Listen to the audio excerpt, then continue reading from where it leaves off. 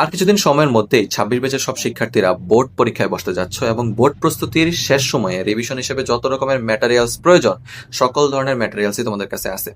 Suggestion থেকে শুরু করে ওয়ান শট ক্লাস থেকে শুরু করে পরীক্ষা দেওয়ার সুযোগ সব থাকা সত্ত্বেও আমাদের পড়ার তেমন অগ্রগতি নাই। এটার কারণ কি হতে পারে? এটার মূল কারণ হিসেবে যেটা আমি মনে করি সেটা হচ্ছে মেন্টরশিপের অভাব।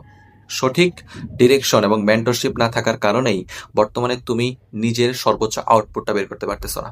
দেখো, তুমি তো নামাজের মসলায় বৈশা নামাজ পড়ার সময় আল্লাহর কাছে বললে তো হইব না, কোনো ফেরেশতা এসে তোমার কানে কানে বলে দেবো না যে ভাই তোর এই সমস্যাগুলো আছে, এই সমস্যাগুলোর কারণে তুই পড়তে পারতেছিস না, তোর ডিস্ট্রাকশন বেশি, দ্যাটস ওয়াই তোর আউটপুট বেশি আসতেছে না। এটা কে দেখতে পাবে? এটা সেই দেখতে পাবে যে ব্যক্তি তোমার থেকে এক ধাপ একটু উপরে আছে, যে অ্যাটলিস্ট তোমার সময়টা পার করে আসছে।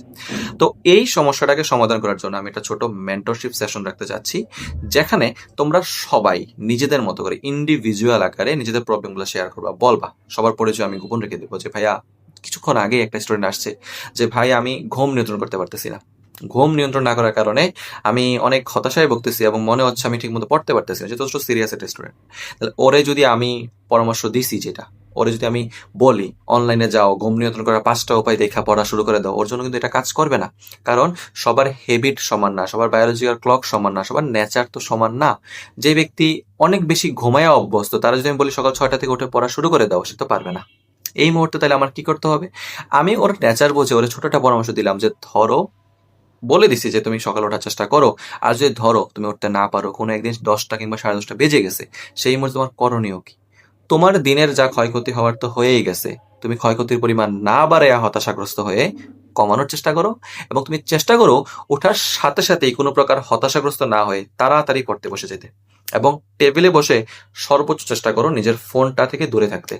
আরেকজন স্টুডেন্টের কথা ছিল যে ভাইয়া ফোনটারই তো দূরে রাখতে পারতেছি না, ফোন দূরে রাখবো কিভাবে? এখন ধরো ওই স্টুডেন্টের অনলাইনে টোটাল 10 থেকে 15টা অ্যাক্টিভিটি আছে, 10 থেকে 15টা সোর্স আছে যেখানে ওর যাওয়া লাগে, মেসেজ করা লাগে। ওর যদি আমি বলি ফোন বন্ধ করে দাও, লকডাউন করো, বাটন ফোন ইউজ করো, ও এটা করতে পারবে না। তাহলে ওর অনুপাতে আমি কথাগুলো বলছি। ঘুমের ব্যাপারটা যদি আমি একটা সকাল 6টা 7টা ওঠা ব্যক্তির সাথে আমি বলি যে ঘুমায়া যা, সমস্যা নাই, 11টা উঠলে উঠিস পড়িস, ওইটা ওর জন্য খাটবে না। তাই যে ব্যক্তি বিশেষে যেমন কথা দরকার, আমি যাদেরকে পার্সোনালি চিনি সামনাসামনি তাদেরকে তো বলতে পারবোই। আর যাদেরকে চিনি না তাদের সাথে কথা বলার মাধ্যমে অনেক কিছু বোঝা যায়, এবং আমি তাদেরকে বোঝাতে চাচ্ছি, গাইড করতে চাচ্ছি। আমি কোনো বড় শিক্ষক মাপের কিছু হতে পারি নাই, একজন সাধারণ ছাত্র যে তোমার একাডেমিক থেকে অ্যাডমিশন পর্যন্ত চলার সঙ্গী হিসেবে তোমার পাশে আছি।